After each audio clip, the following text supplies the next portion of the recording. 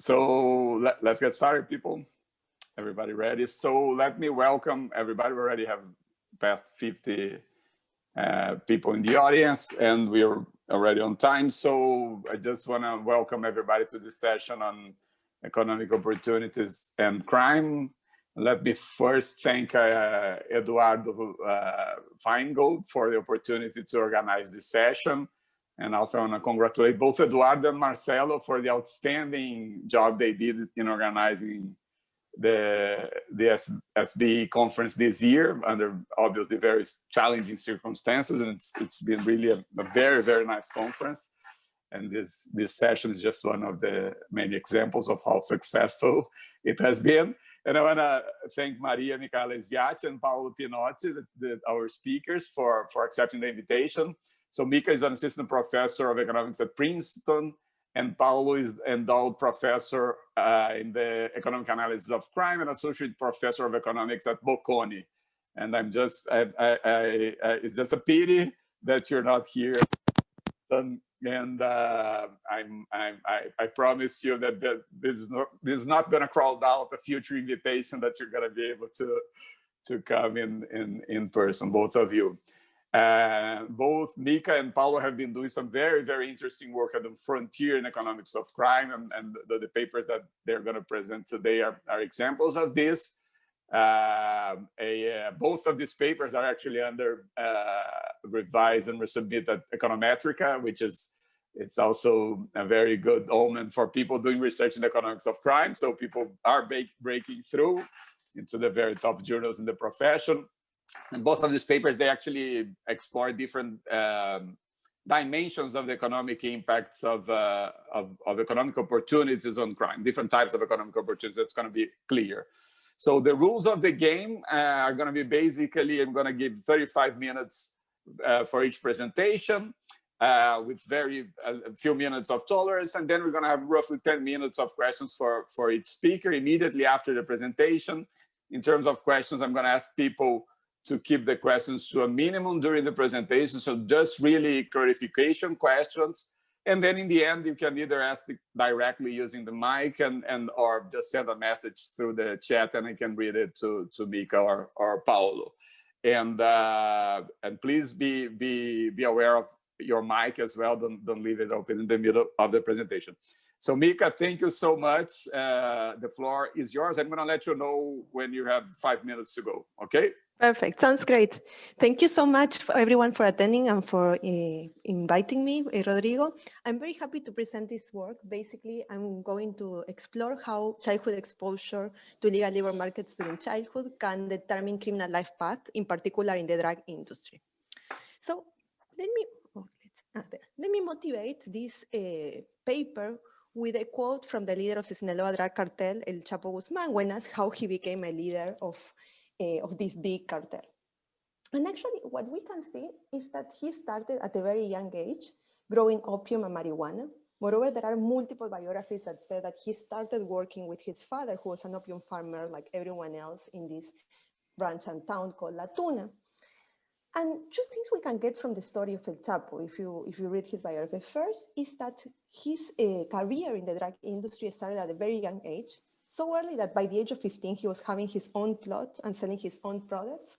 And second, that there is something in the locations and conditions during childhood that put him in that criminal path in the drug industry. Perhaps if we would think that El Chapo would have grown up in an area suitable for coffee, his path would be very different than the one that we observe today.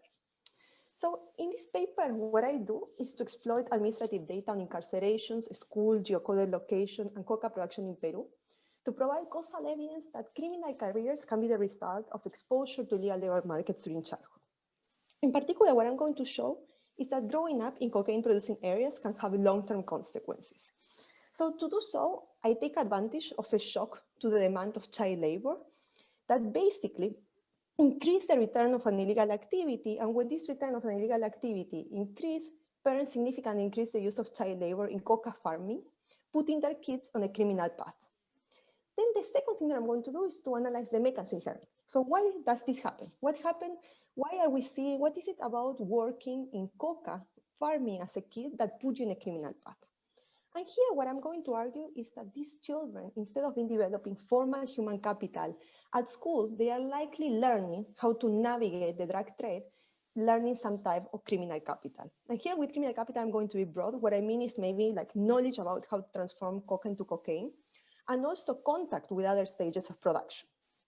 And then as the third part of the paper, hopefully we have time, I want to study how a specific policy that targets these mechanisms, this development of criminal capital during childhood, can mitigate criminal careers. So to answer the first question, as identification, what I'm going to do is to explore variation across locations with different coca suitability and price changes over time and across cohorts.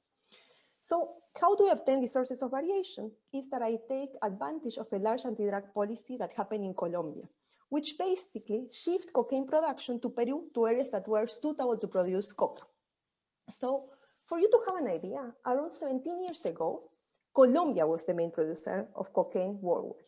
Then as part of this US war on drugs, Colombia started an eradication program of coca, which consists in this aerial spraying that you must have seen in the news, which consists in the aerial spraying of all coca crops. So what happened? This resulted in an increase in coca prices, and this shift cocaine production to Peru, to areas that are suitable to produce coca.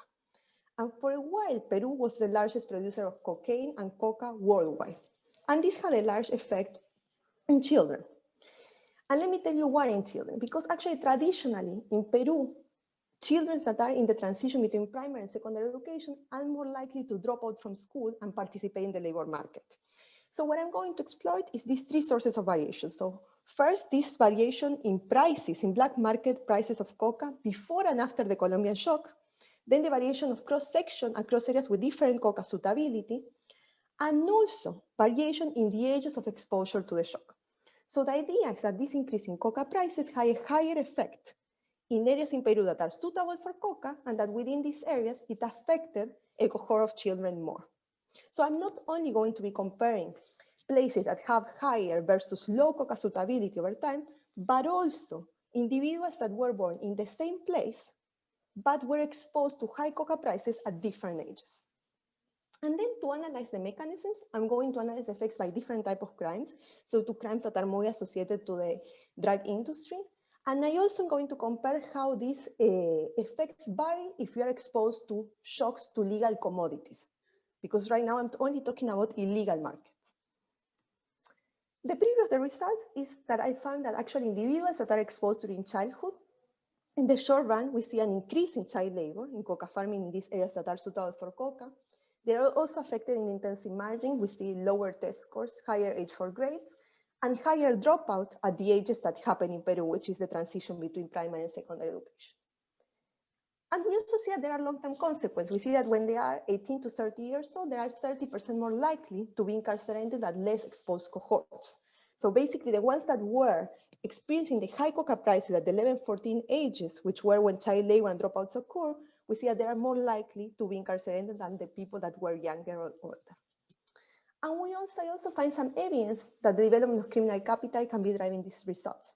First, I find that the effects are mostly for drug-related crimes and violent crimes like homicides that are very related with this industry. And then, interestingly, I find that shocks to commodities in the legal sector that also have the similar effect in magnitude in child labor do not lead to future criminality. And something very nice of the case of Peru is that coca has this tradition for the indigenous community. So there are certain areas that they produce for the legal sector. So I check how shocks to prices to coca in the legal sector affect child labor in the short run and in the future. And what I see is that even though they increase child labor, there is no effect on future criminality. So from these results, from this preview of the result, it seems that reducing, basically affecting changing parental incentives can place children on a non-criminal path, given that all the effects are driven during childhood. So as a next step, I explored the rollout of a conditional cash transfer meant to incentivize schooling. This was like the typical conditional cash transfer that they give a transfer with the condition that the kid had to attend school, and it was not intended to reduce drug production. So you can think of this shock as the opposite of the Colombian shock, as something that now is increasing the opportunity cost of child labor. And what I'm trying to do with this is two things. First is to disentangle the mechanisms, whether the mechanisms are coming through human capital investments during childhood, during the key ages, and also to shed light on policies to mitigate criminal careers. For instance, something that I do and I will not have time to do is how can we maximize the effects of these conditional cash transfers given potential spillovers that may happen in the drug industry. And as a preview of the results, consistent with this idea that parental incentives matters, we find that in COCA suitable areas, the conditional cash transfer actually decreased child labor. We see the improvement in schooling, and we find a decline in COCA production because children are an important input of production and potentially reduce future criminality. However, as I was saying before, everything is not that perfect because we see that there are some percent of spillovers, so an increase in coca production and child labor in surrounding districts. But however, the nice thing with this is that since cocaine is in general can be produced they produce it in places, sorry, coca they produce in places that are suitable for coca, we can predict where all these placements, these spillovers occur. So we can reduce this if targeting takes into account the coca suitability of these neighboring districts. So this is the summary of what I just showed you before. So basically we have the shock of Colombia, the increased prices of coca in Peru. We see an increase of child labor, reduction in schooling.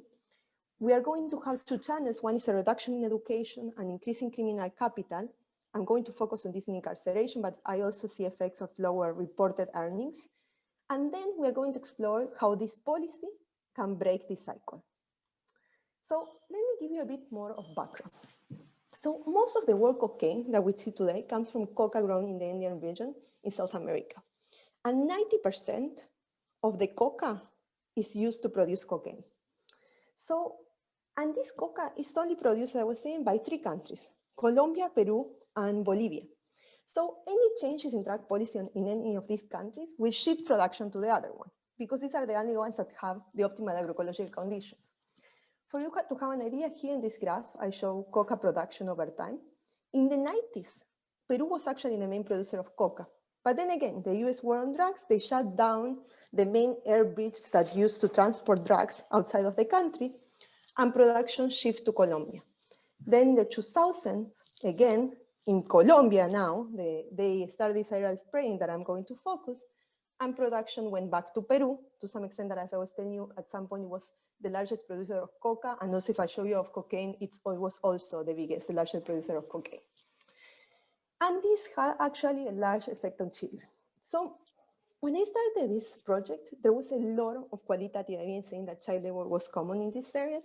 So I went to these locations and I spent more like 3 months trying to interview people and getting like more qualitative evidence about how this industry worked for kids. And it was very common to see children picking coca leaves there in the field. And the answer is very simple. This is very low skill. It's just taking leaves and then put into dry and then take it to these maceration pits where they transform coca into cocaine paste. And it's something that the children, they can do without any supervision. It's not like with coffee that you have to have certain skill to know which is the right bean or something. No, here it's just, you need to take the leaves and these kids can do it with any adult nearby. And the other advantage that it has is that it requires a lot of labor because different than other crops, it can be harvested all year. So children can be the whole day working here. Like for instance, they were telling me that they work from 6 a.m. to 6 p.m. every day. Some of them, they would combine it with school, especially the younger kids. And instead, the older ones, the ones that were, especially the ones that I told you that were the early teens, those were not only collecting coca leaves, but then also were the ones that they would carry these leaves and take them to these next stages of production. So those were the most affected. And also they use kids because they cannot be legally prosecuted. And this is such a big issue actually in Peru that for the International Labour Organization, they classify actually coca farming and also processing as one of the worst forms of child labor. This is a very nice quote that actually describes this paper pretty well. It says, a child that grows up in a coca valley in this rural Peru will follow an employment cycle in the drug industry. First, we will have a cocalero, which means a coca farmer, then a posero, which means transforming coca into cocaine, and later a mochilero, which means a cocaine backpacker. So it wouldn't be strange that this early start in the business leads him to be a drug trafficker or sicario. And this is what I'm trying to explore, how all this cycle puts these people into this type of crimes. So how I do it is, and I go very fast through the data, because I know that this is very boring, but basically what I will have is cross-sectional data on production. Of course, I don't have cocaine production, but I do have the number of hectares by district. So I have some historical measure of production. And I also have satellite images, which shows the exact location of these coca farms. So, and this is something part of a program of the UN, which basically they verify this by basically going to some of these areas and checking if there are these coca crops there.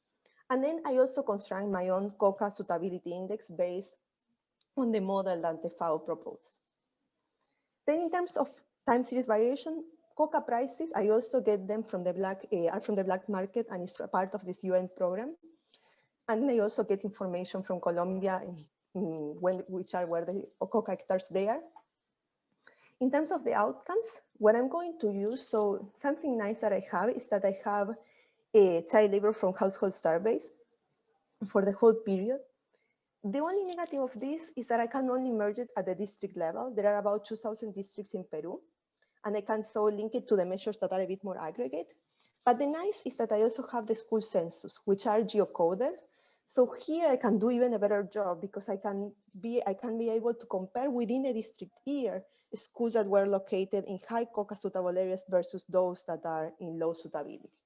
And then something nice is that I have information, administrative data incarcerated for the year 2015 and 2016, which tells you the exact district of birth and also the village of birth. So again, I will be able to do this district by year fixed effects.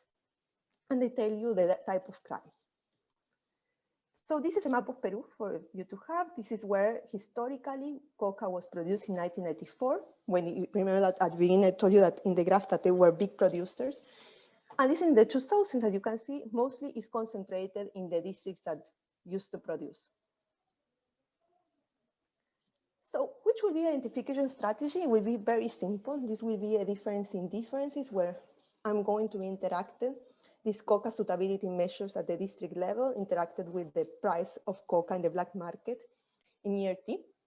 And I'm also going to include district fixed effects, year fixed effects.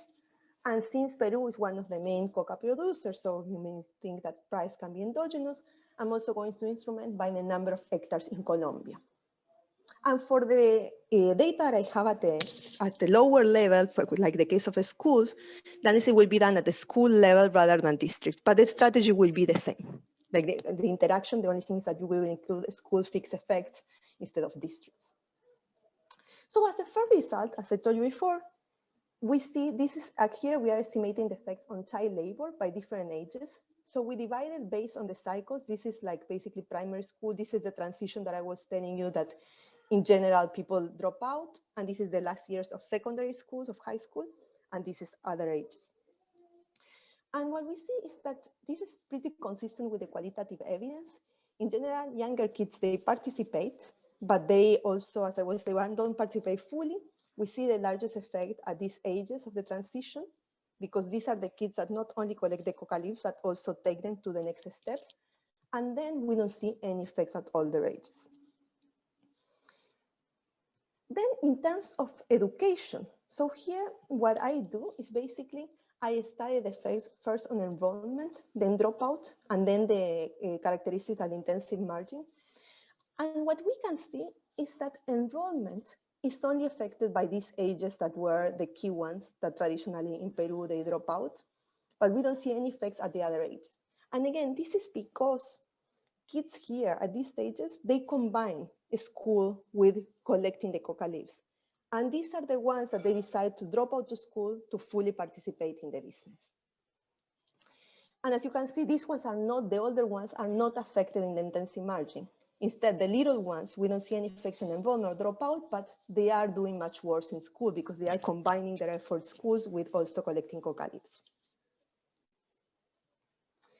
So I do a bunch of robustness checks, but for a matter of time, I'm going to skip. So maybe in the questions we can go back. But let me only mention something that is very important, that basically you may be thinking how these effects are driven by also violence. And actually, I tried to measure the effects on violence using a lot of different measures like conflict, crime, and everything, and we don't see any effects. And the reason for this is that unlike Colombia, when cocaine expanded in Peru, there were no pre-existing armed groups fighting for the control of the cocaine trade when the returns increased in the 2000s. Instead, in Colombia, because we see that when there is some literature that shows that when cocaine production starts, there is like a big increase in conflict. It's because they were already pre-existing armed groups there. But in the case of Peru, that was not the case in this period. And also, the other reason is that the Peruvian government, different than the Colombian, they did not have a strong enforcement in this area. So I think that this was very important. Then there are other robustness checks that I do, but it's important for you to keep in mind in your story that it's not that you enter into these areas and there are shootings or group fightings. And also how it's structured, the business is very different because there are a few families that basically rely a lot on social capital. So now, for now, I only show you the short run effect. So now let's see what happens in the long run for these kids. So the strategy here will be to basically compare incarceration rates of people that experience low prices and high prices at different ages of childhood, and some were born in coca areas and some were born in non-coca areas. For example, and here what it shows is that if you experience high coca prices in key ages and you were born in coca areas, you are 30% more likely to be incarcerated than if you were born, you experienced high coca prices, but you were in another area which was not suitable for coca.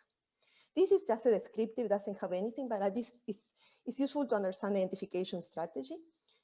So just to put it formally, now what I'm going to do is basically interact the prices that you have at different ages of childhood with the coca suitability of your district of birth. And for the cases that I have the village of birth, which is much smaller, would be the village of birth. And here, instead of putting year fixed effect, I would have cohort fixed effects, district of birth fixed effects, and a bunch of robustness check.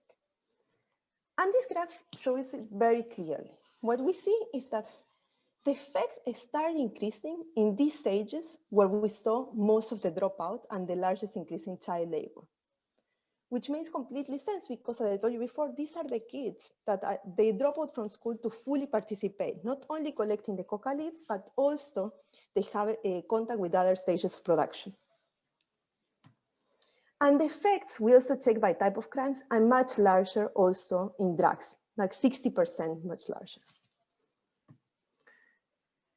And again, this is also robust to this specification by including district by year of birth fixed effects for those people that I know the village of birth.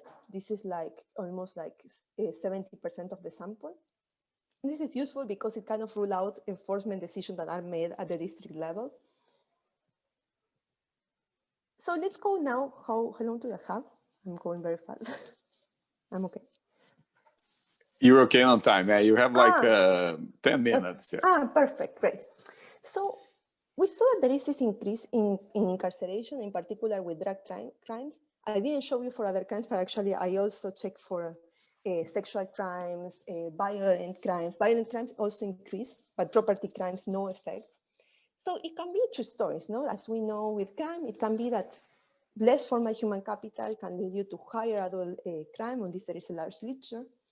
But it could also be the case, as I was saying, that it's not only that these kids are having less formal human capital, but are also entering into a criminal path and acquiring this criminal capital that is specific to this drug industry, which is the type of violent crime or drug trafficking. So how I see that there is evidence that criminal capital is important. First is that I only see that there are largest effects for these drug-related crimes, which are drug trafficking. I also see in transformation of cocaine to cocaine and violent crime. And then I also don't see any effects for individuals that were born in coca districts that sell for the legal sector. So for individuals that grew up, that they have actually the same geographical conditions as the other ones, that also work as a child in coca, but then in the long run, I don't see any effects on incarceration. And then I also check this with gold and coffee. In the case of coffee, it's not such a good placebo test because coffee, if they don't use, basically they have the combinations complementary to adult labor, but for gold, it works as well, that we see an increase in child labor, but not effects in future incarceration. And then I also do these compliers and ICE characteristics, and I check that most affected individuals that participated in legal activities due to the shock. Actually, they participated before the age of 18, and they reported farming as main occupation. Of course, ideally, what I want to have is in my incarceration data if they participated in coca farming, but that doesn't exist. So it seems that there is criminal capital that is important, and it's not only like that they are having less formal human capital, because if not, we would see also effects for those that were working and dropping out of school, but they were in coca districts that sell to the legal sector, but we don't see that. So right now, I show you all this part. So now let's try to think about a policy that targets the parental decision and these coca areas. And for this, I use this conditional cash transfer that happened in the period 2005-2013. There is a lot of variation in the timing and also where it started across the district. So I'm going to exploit that. And what I find, this is the outcome of child labor. This is an event study just showing like what happened when I put the conditional cash transfer at the district level in these coca areas. And we see that there is a decline in child labor. And actually, I do the fully saturated model, the same as before, by interacting with whether they have access to this CCT. And we see that the effects are mitigated. And we also see the same with the schooling outcomes. And something important is that, yes, this was not randomly allocated. So basically, what we check is if there are differential effects based on if the districts were poorer or violent, and we don't see any differential effects. And actually, the trends were similar before the introduction of this policy. And for the years that I have very few years that I have coca production year by year. This goes from, I think, from 2010 onwards, that I have year by year the production. And what we see is actually something that makes sense. Children are an important input for coca farming. And now the CCT basically is increasing the cost, the price of this input, and this makes production decline. So you may be thinking, well, but this is the beginning, so they have margins. Yeah, of course, there is some substitution I see into adult labor. But this, again, will reduce future criminality because we see that older cohorts are less likely to be, captured by these groups to participate, like being backpackers or other things. And although here we have less power because we have very few cohorts that are affected by having the CCT and also born in these areas at the key ages, but it shows some areas that also effects are mitigated in criminality. So just to wrap up, I went very fast. So what I did in this paper is first to provide some evidence that this exposure to legal labor markets can perpetuate crime. Basically, individuals that are put on a high crime, low human capital path due to this increase in criminal capital during childhood. However, we also see that the conditional cash transfer that encourages schooling can mitigate these effects, potentially by changing parental incentives in these coca suitable areas. The results help to understand how criminals start in these large illegal industry criminal careers, especially for people here. I think that the part that is confusing, I started with the story of El Chapo Guzman, which is the one that got it into the top. But I think that here in my data, what I'm seeing is possibly the ones that are in the bottom of this organization. I can also explain this puzzle that is that crime is concentrated in Latin America and the persistence maybe has to do with this suitability for this group. And also to understand the role of alternative policies like conditional cash transfer to be used at key ages in these locations. It's something that nowadays they are discussing apart from enforcement alone. And something that I have not analyzed is how this criminal capital maybe can lead to other unexpected consequences, such as like the development of weak institutions that can happen. I haven't explored this in this paper. And we may think that this situation is very unique of Peru, but there are a lot of examples of illegal markets and children working in other contexts, like illegal gold mining in Ghana and also heroin cultivation in Afghanistan. And even though we think that child labor is something that is not that common in developing countries, children can still be exposed to legal industries and potentially develop criminal capital, even in the US. You can see this in certain parts of Chicago where kids are receiving, where the drug trade actually ends. So what this project tries is to suggest that by targeting a root cause of crime, such as this development of criminal capital, can break the persistence of illegal labor markets and associated crime for these kids. Thank you so much.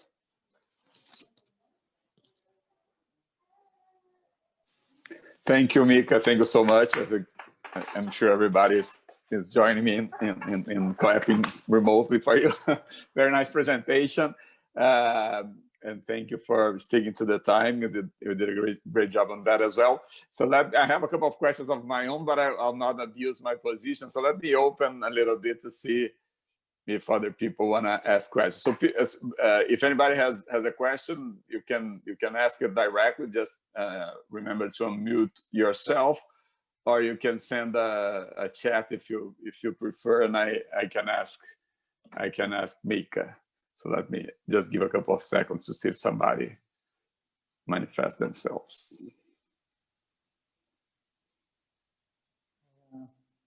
I can break the ice. Break the ice, Paulo, please. So, no, thanks. I mean, it was super presentation. So I just a couple of very minor questions. So one is, how do you explain the fact that you don't have an effect on grades for children that are a bit older, let's say? I mean, not really primary school, but secondary school. I mean, I understand they drop out. I mean, my guess would have been that maybe they even got worse grades.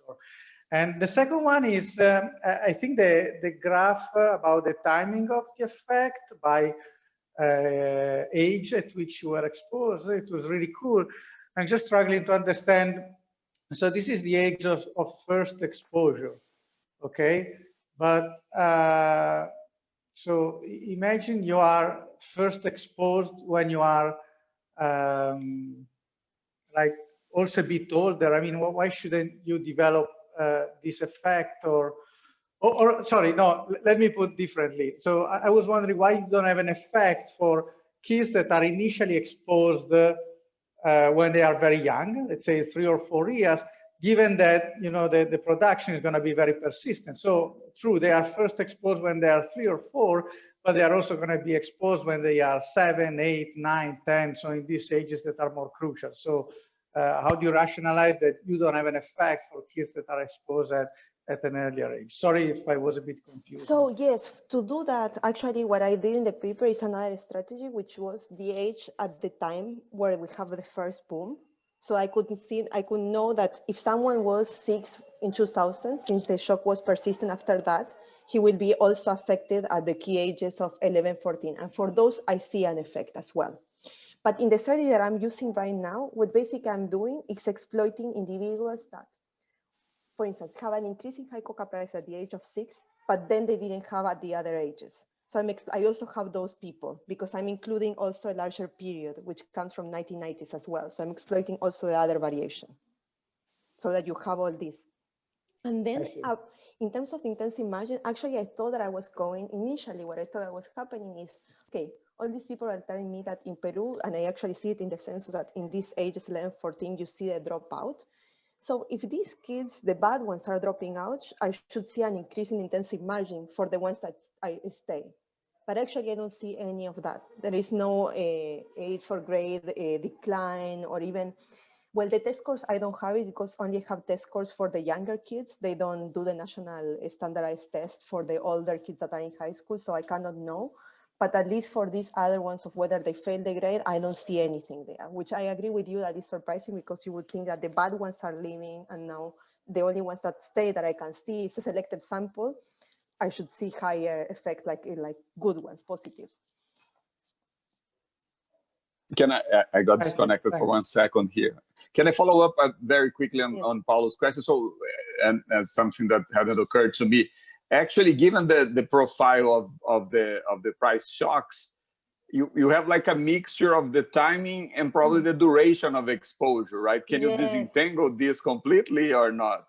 No, that's the only thing that I can do because I only have to do that, to disentangle completely that. Ideally, what I would want to have is year by year that data I have incarceration, but I only have it for 2 years. So I'm not able to do that. So the best I can do is define different, like the shock, like with this stuff like the ages at the first one that I know that then it goes, still is persistent. Okay, no, thank you.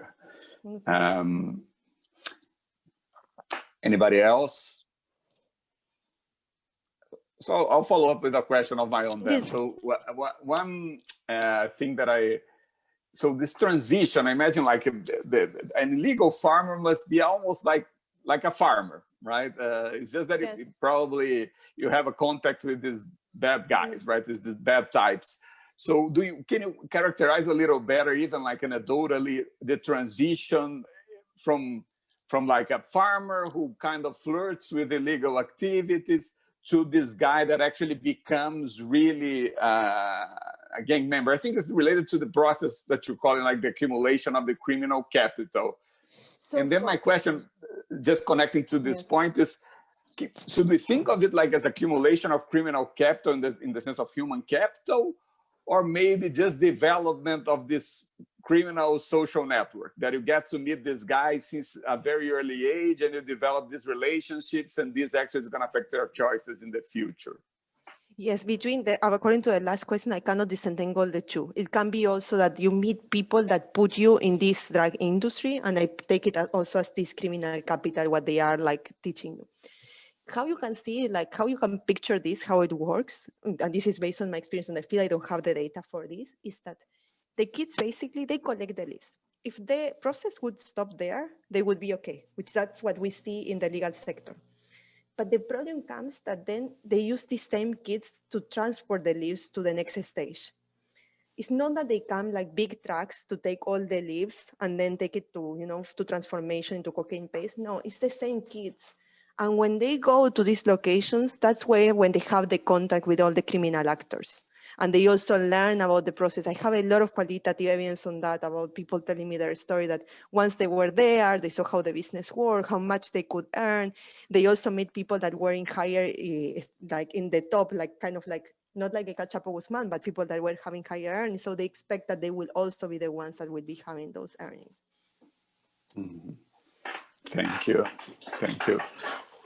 No, So thank you. let's wait a little bit so people to see if people become a little less shy. Otherwise, I'm going to follow up with some questions.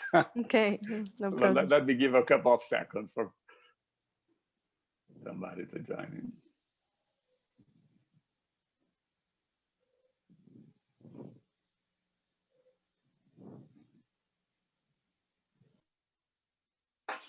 Okay, so I'm going to follow up then. So the other thing that I was thinking, I like very much the characterization that you make with the shocks of any other commodity. We know that tends to increase child labor, like the short-run shocks, and this would kind of isolate more just the human capital channel. But in the end, it's kind of surprising that you don't find anything at all there, right? When you look at these other crops, right? Because this would mean that it's, in some sense, the surprising part would be that the fact that you're finding just the effect on child labor and dropping out by itself is not leading to any measurable crime at all, right? It's just really the connection and the criminal capital, right? But think about it. If you think about a rural area in Peru, Brazil, and a kid that drop out of school, it's not that it's going to follow. It's not. I think that when we think about crime in urban locations, you could think that, yeah, the kid will follow a crime. But here, it's not the case. It's like the worst thing that can happen is that it will be a farmer all his life, like, but it's not that it will be like attracted to these industries. No, I think it makes sense, the distinction. Yeah, I hadn't thought about the rural urban distinction. I think that's a good point. And definitely makes sense. Yeah. So we still have a couple of minutes if there is any additional question. If Paulo has any other comment as well, or anybody else. I mean, it's not really a question, but I would really like to see something like that for Italy at some point. I don't know if anybody's going to do that, right? I mean, there's a lot of books and even novels about these kids born in some neighborhood of Naples, that they are Naples or other cities in the south, that they are kind of, I don't know, deemed to become like that, right? But this is, of course, just anecdotal evidence. I mean, you're just born in the wrong place, from the wrong family, and I don't know, I cannot imagine of any clean shock like the one you mentioned, the one you exploit in your paper, which is really clean and convincing. But I mean, I'm sure at some point somebody is coming up with some analysis like that. I mean, it would be worth because, yeah. Thank you. Okay, so if there are not any other questions, thank you so much, Mika. It's really a very, thank you all. I find it a very impressive piece of work, super, super relevant and super nice as well. So congratulations, thank you. And so let's move on to Paulo's paper that's actually on Brazil, right? And on a different type of economic opportunity, right? The non-criminal economic opportunities. And okay, can you see my screen? Yeah, it's just not full. Can you blow it up, Paulo? Full screen. I'm trying. Okay. Like yes, this. it did work. Yes, perfect. Thank you. Okay, thanks a lot for having me here. It's really an honor to present in this invited session and together with Mika, and thanks to Rodrigo for organizing. So the paper I'm going to present today is joint work with my two great Brazilian co-authors, so Diogo Brito, who is with me at Bocconi University and the Clean Center for the Economic Analysis of Crime, and Breno Sampaio, that is the Federal University of Pernambuco and runs the GAPE Center. So, and this is a paper about the effect of economic conditions on the individual probability of committing crimes and how such relationship, I mean, if there is a relationship, is mediated by some public policies like specifically unemployment insurance. So if you want to trace back this hypothesis, you can go very long back in time. So for instance, Aristotle used to say that poverty is the mother of crime, which is a very effective way of stating the role and the importance of economic conditions for the decision to engage in criminal behavior. So more than 2,000 years later, Gary Becker formalized this idea in, let's say, the usual jargon of economists by this super famous paper in the JP in 1968, in which he really has this simple model by which a decrease in employment opportunities, like it can happen in economic downturns or unemployment crisis, like the one we are living right now, also decreases the opportunity cost of committing crimes. So your risk that you take when you commit some crime, and this in turn increases the probability of committing crimes. Now we are going to estimate this mechanism for the case of Brazil, which is arguably an interesting context to look at. I mean, not just within this conference, but in general. So, as you know, Latin America is unfortunately the continent with the highest crime rates and the most violent areas in the world. So, in these graphs, I take homicide rate, which is possibly the only measure of crime that is fully comparable across countries. And I mean, it's quite surprising that the homicide rate, the average homicide rate in South America, which hovers between 20 and 25 per 100,000, is like twice as much the homicide rate in Africa, which we tend to think is a much less developed country. So in this other graph, we distinguish a bit between the different countries in Latin America, and it's interesting to see that the homicide rate in Brazil tracks very closely the average homicide rate in Latin America. Okay? So Brazil is very representative of the most violent continent in the world. This is some preliminary evidence. So on these two graphs, we plot the evolution of the homicide rate since the 1990s and of the male employment rate. And as you can see, the two variables are strongly inverse related. Okay? As you can see also from this graph, there's almost a perfect relationship. When the employment rate, the male employment rate increases, the homicide rate decreases. Okay, so this seems some first evidence supporting the Becker model, or this idea that economic conditions are important for the decision to commit crime. Of course, this is still preliminary evidence. I mean, both variables can respond to some secular trends. They can respond to other omitted factors. So the only way to go deeper into this relationship, to identify more clearly this relationship, is to use individual level data. I mean, that's a very convincing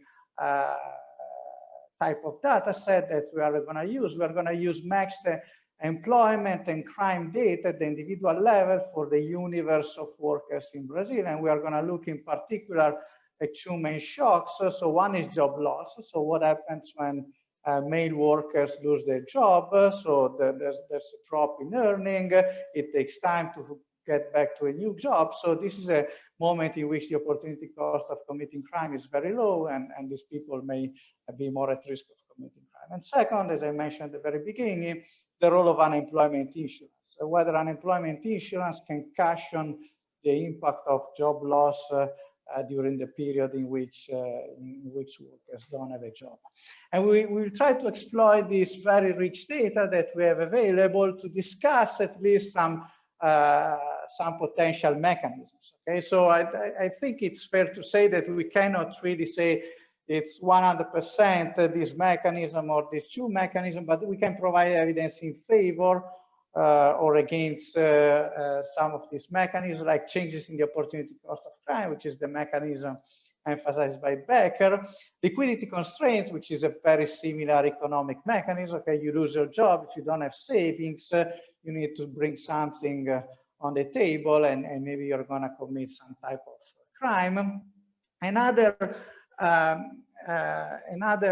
potential mechanism is changes in leisure time. So if you think about that, your job also exerts an incapacitation effect. Okay, so when you are in your office for 8, 9, 10 hours per day, or you are in the factory during this period, I mean, you have very few opportunities of committing crimes. When you are unemployed, you spend most of your time in the streets or around with other people, and you may be even randomly matched to more employment opportunities. So we try to, criminal opportunities. So we try to see whether this is also part of the explanation. And finally, we're going to discuss also the role of psychological stress. Okay, so you get fired by your boss, you're pissed off, and you may end up committing something stupid, even if it has really no economic return.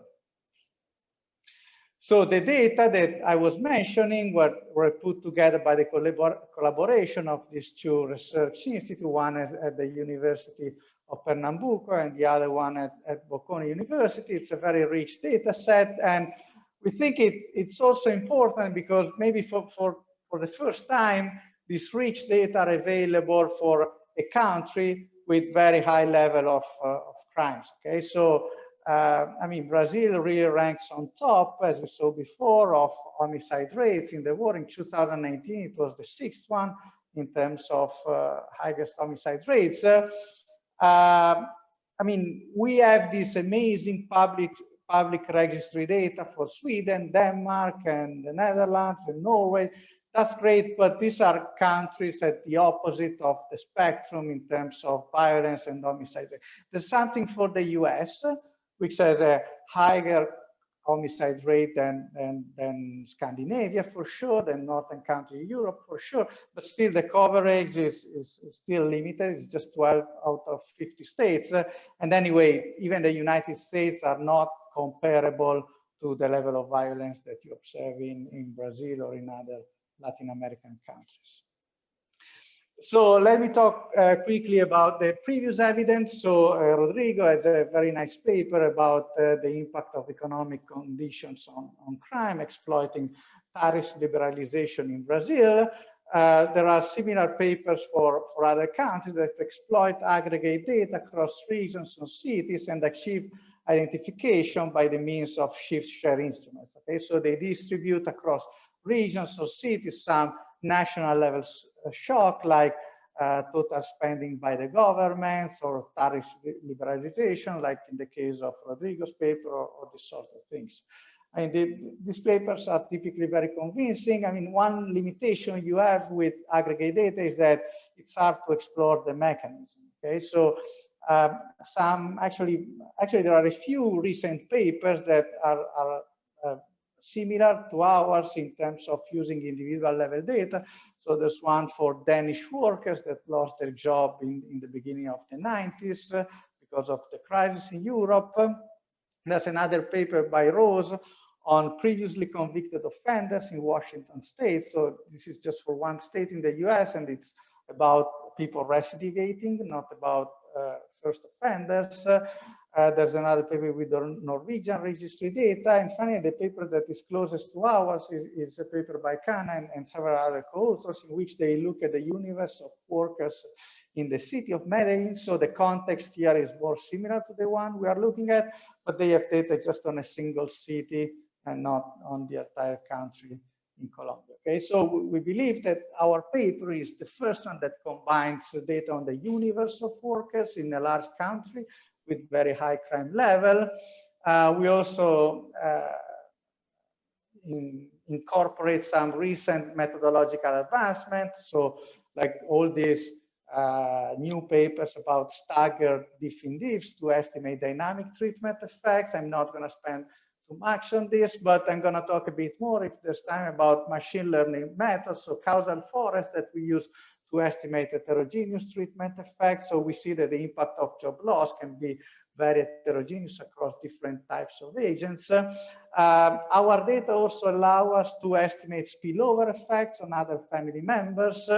And finally, we think another advantage is that we have a very clean quasi-experimental design, a regression discontinuity design to study the effect of unemployment insurance. So all these advantages of our data or the institutional design we are looking at allow us, as I mentioned before, some discussion of mechanisms. So finally, the data. So the first building block is this max employer-employee administrative data for the universe of workers in Brazil. The RAIS data that I'm sure many of you have used before. So we are going to consider the time period 2009-2017 because this is the period for which we have available the crime data. This is a typical administrative data set. So we know the worker's name, the firm ID. Actually, it's not typical in the sense that the worker's name is typically not provided in the administrative data for other countries, but it's included in RAIS. We know the earnings, the occupation. We are talking about more or less 100 million workers observed during this period and 60 million employment spells and 10 million layoffs per year. Okay, so something I learned while working on this paper is that there's really a lot of turnover in the Brazilian labor market. Okay, so every year you have a lot of hiring and firing of workers. So the second piece of the data set is the population of criminal cases that were filed during the period I mentioned before, 2009 and 2017. Okay, so I'm talking about 15 million cases, and in this case we also know the name of the defendant. We have some other information about the location in which the crime was committed. One important information we have is that we can identify crimes that were prosecuted in flagrante, okay? So in which the offender was caught while committing the crime. And this is particularly good because it addresses some concerns about the differential reporting or prosecution of people with different characteristics, in particular people that are employed or unemployed. And also for these cases, we have a precise information of the timing of the offense because these people are immediately prosecuted. We exclude crimes that are related to domestic violence because in this case, we think that the possibility of underreporting is more severe than for other types of crime, okay? Because the decision of the partner to report the crime may depend on the employment status of the husband or of the wife, but yeah, it's almost always the husband, of course, the one committing the violence. So we have an ongoing project with with the same co-authors and Sonia Balot, in which we are trying to address these additional issues. But for this paper, we are not considering cases of domestic violence. So how do we combine these two sources of data? Well, we have the name and the surname in both data sets, so that's what we use. Of course, there's a risk of measurement error, okay? So both type 1 and type 2 errors, but in this case, we are lucky because you guys in Brazil have several surnames, okay? So compared to other countries, the probability of finding another person with exactly the same name and the same combination of surnames is pretty low, okay? So if you were considering Italy, you would find, I'm sure, hundreds or thousands of Paolo Pinotti. But if you take my co-authors, Diogo, Castro, De Brito, and maybe something else, I mean, it's much harder to find somebody with the same name and combination of surnames. Okay, so we have some other registry data by which we can identify people in the Brazilian population that have a unique combination of name and surnames. Okay, so if you take the whole country, this is about 50% of the people in Brazil. Okay, so in our main analysis, we are going to restrict to this half of the Brazilian population. We have also an extended sample. Paulo, that can I just ask a clarification question? Why is it that you don't use age as part of the matching? Yeah, we could. Well, I actually think the age is not reported in the criminal data. So we have age in RAIS, but we don't have in the criminal records, or at least sometimes it's reported, sometimes it's not. So that's something we cannot use. So I was saying we have an extended sample in which we can include also everybody with a unique name within each state. Okay, so if we find two Diogo, Castro, De Brito in different states, we assume they are a different person. If they are in the same state, we assume they are the same person. Okay, so in this way, we get to cover 70% of the Brazilian population, and the results are actually almost identical. One bigger problem, if you want, is that the name is missing from the criminal prosecution data. About 45% of these criminal records, the name is not reported. Okay, this is a problem, of course. It's a problem of the way in which these data were collected. We cannot do much about this, but we saw that it varies tremendously across states. For some states and some jurisdictions, there's a very low incidence of missing names. For others, there's a lot. So when we restrict the sample to states with a higher share of no missing data, the results are very robust. Okay? And that's all we can do, I think, to address this concern. Okay, so let me go to the preliminary evidence. This is the total number of recorded offenses by gender and age, and as most of you probably know already, criminal activity peaks in the people are teenagers. Actually, here I mean, just people that are adults, so 18 or both are reported. This is just some measurement error, and it peaks when people are around 20, and then it declines over time. The other thing that you see from this graph is that females commit very few crimes. So as it is often the case in this paper, we just restrict the sample to males. Here we distinguish the probability of being criminally prosecuted in a year by age and by whether you were continuously employed during the year or you were displaced in the same year. Okay, and from this graph, you see already that for people that are displaced at those ages in which crime peaks, the probability of committing a crime is twice as much the probability for people that are continuously employed. But of course, this is both due to the causal effect, potential causal effect of job loss, and also selection. Okay, so to isolate the former from the latter, we perform the following event study approach. So we focus on workers that were displaced during the period 2012-2014, so in the central years of our sample period, so we can observe the probability of committing crime in previous years as a placebo and the probability of committing crime in the following year to estimate dynamic treatment effects. And we are going to match this sample of displaced workers to a control group of workers that are not displaced in the same year, but they can displace in year T+1 or T+2. and that work in the same state. They have the same age, the same tenure, the same income. They work in the same industry and in a firm with approximately the same size. Okay, so we match these displaced workers with a control group that is observational equivalent, and we compare the two before and after displacement.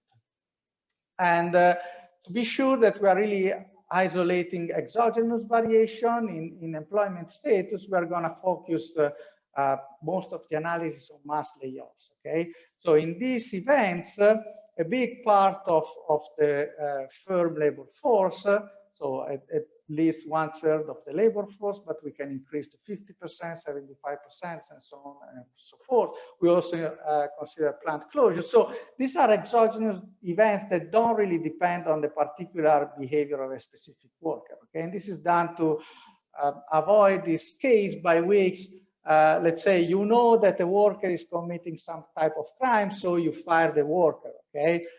This can be for individual layoffs, but this is hardly the case when there is a mass layoff. So mass layoff is something that depends on some exogenous shock at the sector level or at the city level or things like that. So when you match treated and controls on these characteristics, and then you can check the balance in other characteristics like race or years of education, which are variables we are not matching treated and controls on, you see that the difference is very small. Okay, so the standardized difference is always below this cautionary threshold of 0.25, 0.30, except for the case of mass layoffs when you consider years of education. But still, if you look at the absolute difference here, it's not that large. The equation that we are going to estimate is a typical econometric specification for estimating dynamic treatment effects. So we interact a dummy for being one of these displaced workers with the dummy for 1 year after the displacement, 2 years after, 3 years after, and so on and so forth. And we are also going to control for time times municipality times industry fixed effect. Okay, so this is a robustness to check that actually matching just by state and by 1-digit industry is enough to remove all these unobserved factors. Okay, so this combination of fixed effect, they are tighter, okay, because these are 5,600 municipalities, and these are 2-digit industries rather than 1-digit industries. But I'm going to show you that including or excluding this interacted fixed effect makes absolutely no difference for the results. Okay, so the matching procedure seems enough to remove omitted factors. And then we are also going to estimate a simpler equation by which we just compare the probability of committing crime before and after the treatment, okay, the job loss, just to come up with an average number in the post period. Okay, so this is a measure of the treatment, if you want. So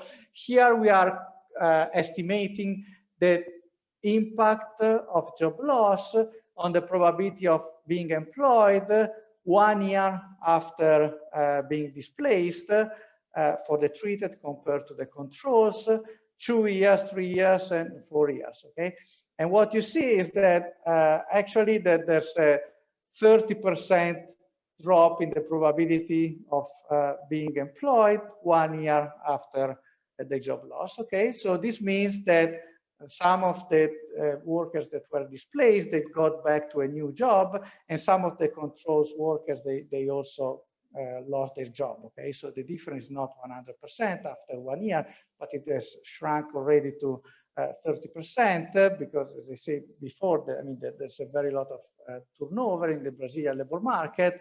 But still, after that point, the convergence is quite slow. Okay, and actually, if you look at labor income, the drop is much more severe. It drops by 70%, and then it recovers very slowly. Okay, so this means that actually these people are moving to worse jobs in most cases. Okay, but then let's go to the main outcome of interest, which is the probability of committing crime. So this axis is always relative to the baseline probability of committing a crime, which is also indicated in each graph.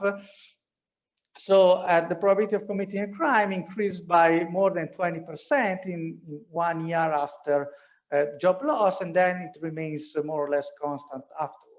The effect is larger for economically motivated crimes, okay, so as you should expect, but actually it's quite interesting that there's also a sizable effect on the probability of committing violent crimes, okay, so this is something pretty new. Most previous papers, they just identify an effect on economic crimes.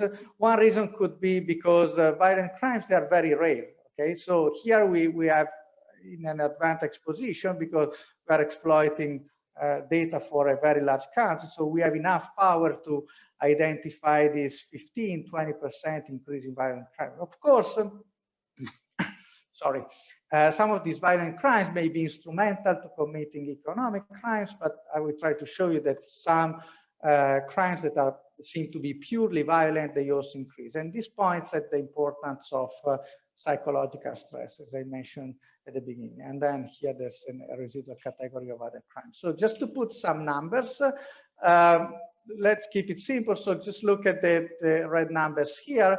So in the post period, there's an average over the 4 years after job loss, employment drops by 20% and earnings by 40%. And the probability of committing any type of crime increased by 26%. It's higher, as I said, for economic crimes, lower for violent crimes. But anyway, there's a strongly significant effect on all these categories. And here, this is just an implied elasticity of the probability of crime to earnings. But okay, let's keep that. Now, here in this table, I was considering all layoffs. The interesting thing is that when you focus just on mass layoffs, the effects are exactly identical, okay? So this is reassuring in terms of the robustness of our result, that they don't depend on other omitted factors.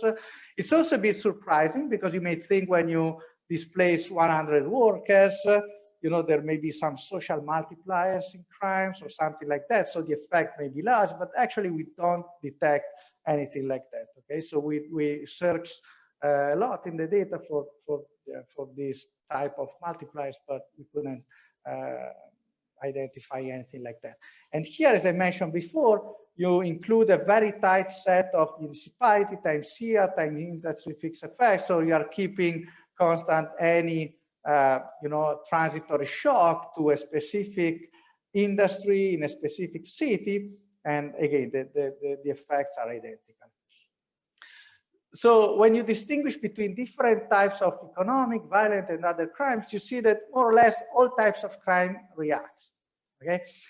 So for instance, when you look at violent crimes, you have an effect on murders.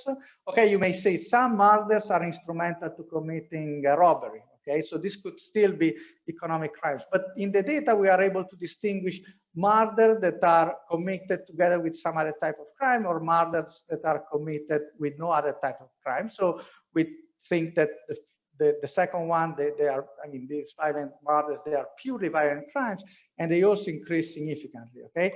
And then you have also an increase in these types of crime, like small drug possession, failure to obey to a police officers. I mean, some of these things that they really, they don't have a clear economic motivation, okay? So they may be more of a symptom of some, you know, worsening mental health or psychological stress or something like that. Paulo, yeah. 5 minutes. Huh?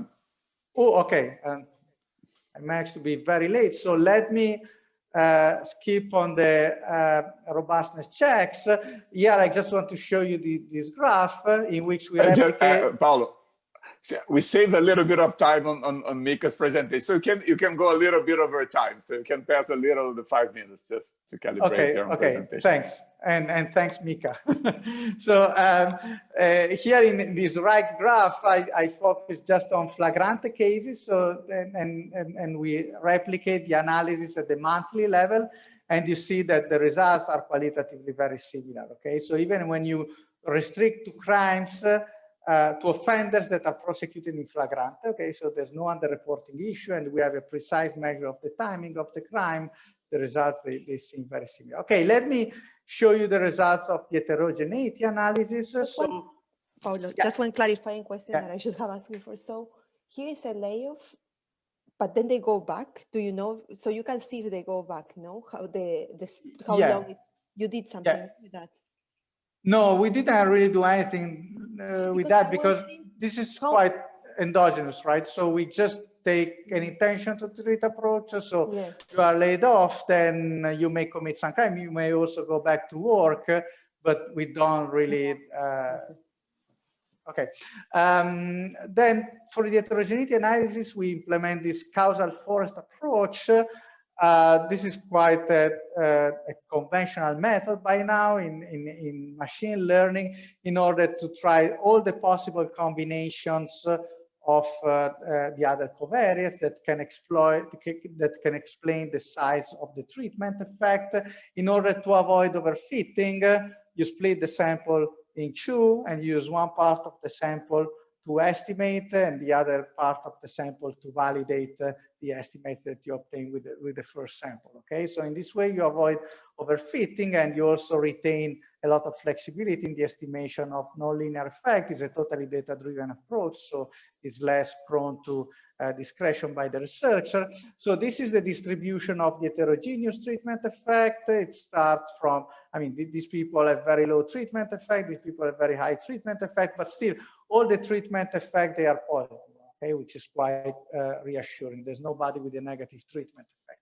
When you try to distinguish the determinants of the size of the treatment effect, age is important and tenure is important, okay? So it's younger workers that react the most and workers with lower tenure. So this may be the workers with lower accumulated savings. And so this points at the importance of liquidity constraints. Another surprising result is that actually there's no heterogeneity by local conditions. So we tried with several local characteristics like the homicide rate, the informality rate, the sector growth, the occupation growth rate, income per capita, Gini index, nothing at all. So when you combine two dimensions at the time and you estimate the effect by deciles of age and tenure, you get this very clear picture by which younger workers and workers with lower tenure, they have the highest treatment effect, and then the treatment effect decreases in value when you increase age and when you increase tenure. While instead, when you try, for instance, with homicide rate and the informality rate, let's say the two most important local characteristics to explain the heterogeneity in the treatment effect on crime, you get this messy heat map by which there's really no clear pattern. Okay, let me skip this. The sake of time.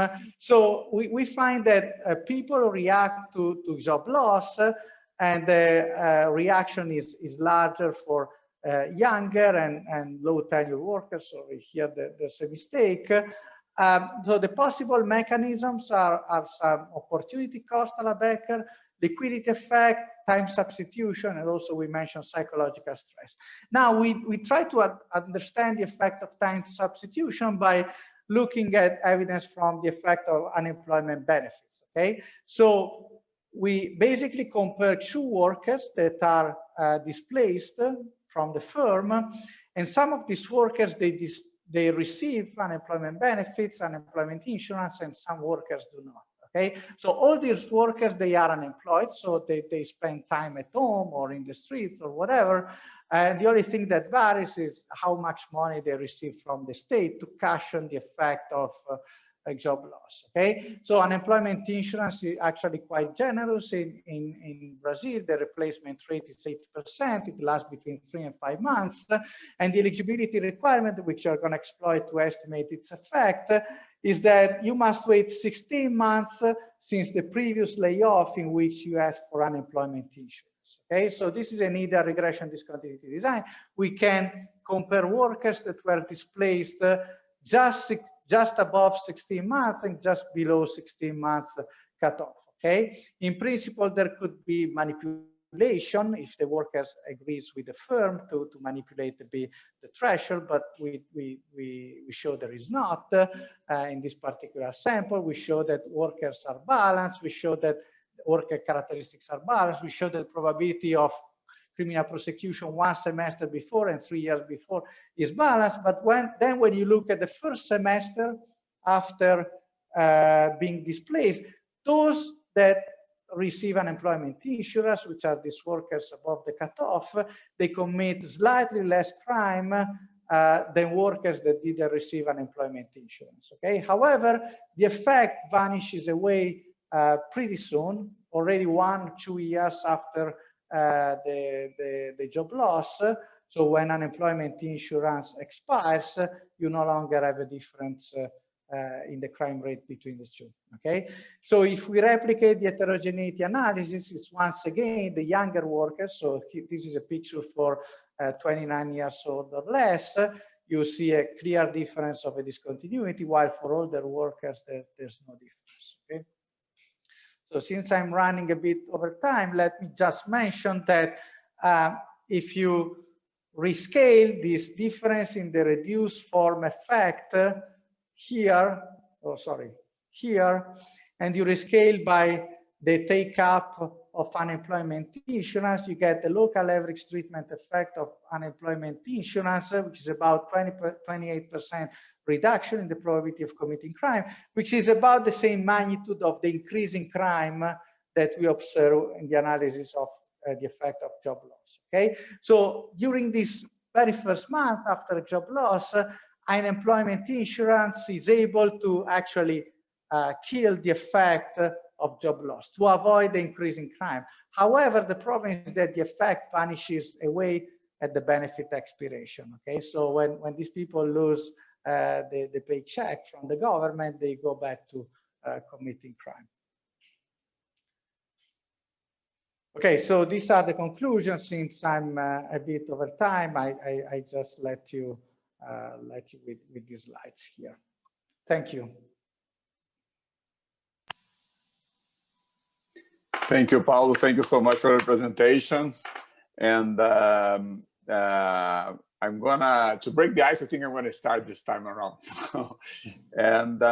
So a very nice presentation, very nice paper. You know, I already know this paper from before, and I like it a lot. So one thing that I was thinking in your more kind of conceptual discussion, I had a hard time distinguishing what you're calling the kind of opportunity cost Beckerian story from the liquidity story and from the time substitutability stories. I think these are all opportunity cost stories, right? It's just that they unless I didn't understand it very clear. So if you wanna, can you extend a little bit the discussion?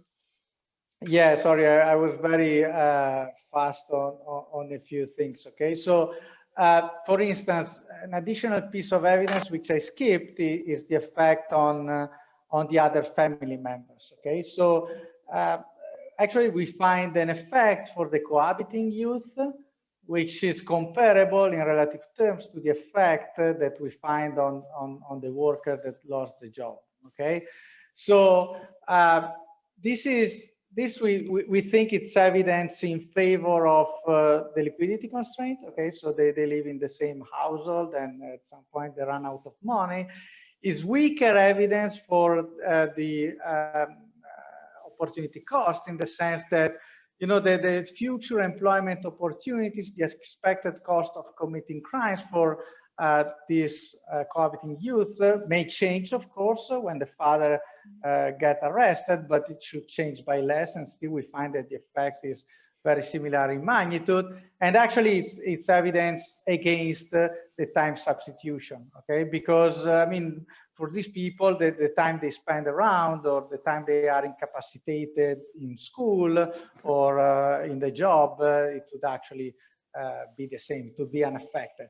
And another evidence against the time substitution, I mean, I think this time substitution thing is really the thing that we can exclude, because remember, we have that actually people that receive unemployment insurance, they commit less crime after job loss.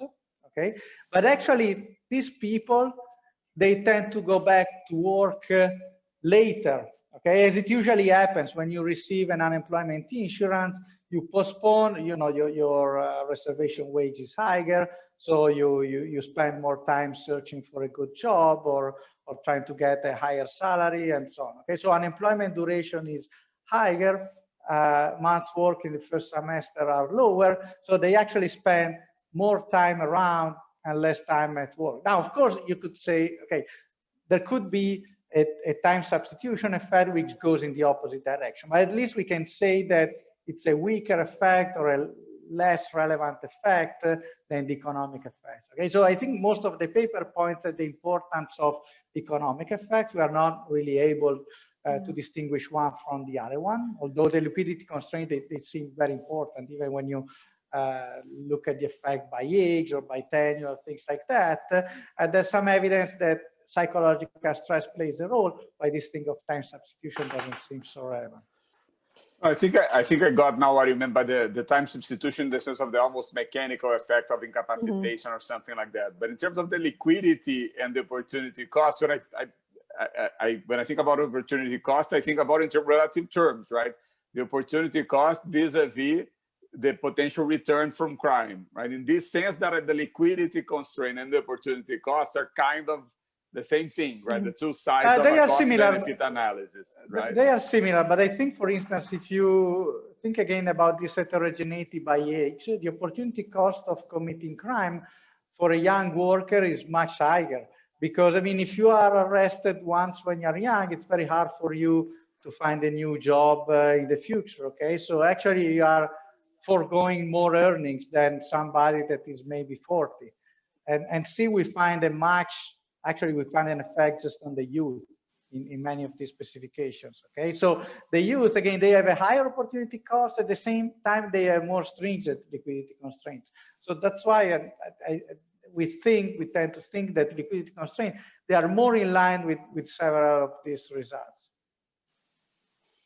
Okay, let me open up. So Mika has a question. Yes, so I got lost a bit about this result that I found it very interesting, that you found on violence that is not instrumental to robberies. Yeah. And I was wondering whether this is something also specific of the context of Brazil that you have, and maybe it's because this is related to the criminal market, that maybe once you also have this option of joining a criminal organization, like all these drug groups that are there or gangs, and that's why you are seeing also this violent increase in murders that are not instrumental to robberies. Sorry, I lost the last part. I think there was a problem with my connection. No, you say you have these gangs and then... So what I was wondering to explain, because I was very surprised about this on the increase once you are laid off, on the increase in violent crimes that are not instrumental. And I was wondering if this could be explained by these people maybe like now joining one of these criminal organizations because they are young. So they kick me out from my work and now I have this opportunity that I was not going to take, and that's why I'm seeing. No, yeah, I guess in principle, yeah, that is possible. So again, we try to exclude this case by looking at people that were prosecuted just for committing a murder. Okay, so I guess if you were in one of these gangs, you may be prosecuted for murder, and maybe criminal association or drug trafficking or something like that. Of course, there's the possibility that these people are arrested and they just don't, you know, they don't report the other members of the gang, or they don't speak to the police, and so they're just, yeah, this we cannot really exclude. I mean, we don't have a perfect measure of, actually, so in the other paper, we are looking at domestic violence, and domestic violence increased by a lot. So this is clearly non-instrumental and really driven just by psychological stress. And I think it's traffic violation. I mean, I don't know what you want to do about that. It's maybe, yeah, it's not a huge effect. And maybe you may say, okay, who cares about traffic violation? But it could also be a symptom of stress, of disorder in your life. Yes. Of course, it's something different from committing a murder, right? But it's just to say these people, they are not behaving anymore in many dimensions after they lose their job. It's not like they are computers that they say, okay, now I don't have these earnings and I need to compensate with criminal earnings. I mean, there's this part, but there's also something more probably. So let me open. So I think Vinicius had a question. Or? No. Yeah, I do have a question actually. I think like complementing Mika's question. So have you done heterogeneity by region or geographical region or states or something that probably is driving the results? Yeah, I mean, it's here. So there's not much. So actually, we tried first by state, but then in the spirit of this, data-driven approach, machine learning, we got this data at the municipality level, and we just let the data speak. Okay, and we just let the algorithm find whether there is a significant difference in the effect between places with high and low homicide rate, high and low informality rate, and all the possible combination of these variables. And actually, there's nothing. So it's something that we found surprising and also interesting, right? So it's like there's something innate in people that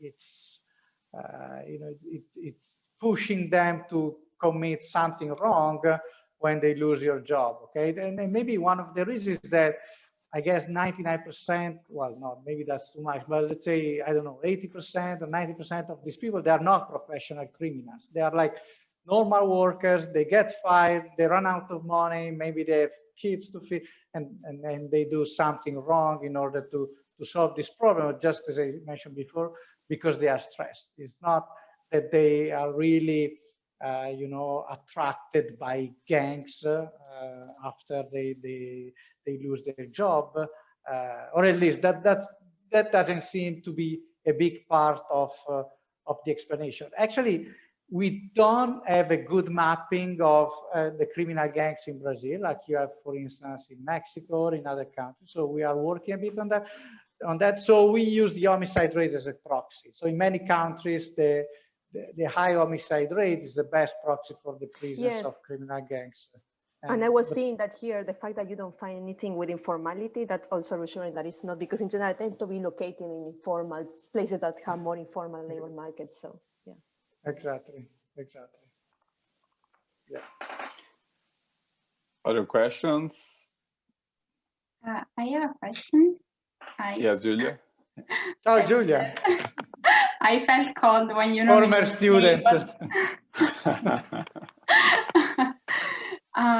My question is you find that your effects are more concentrated on young people and people that have lower tenure.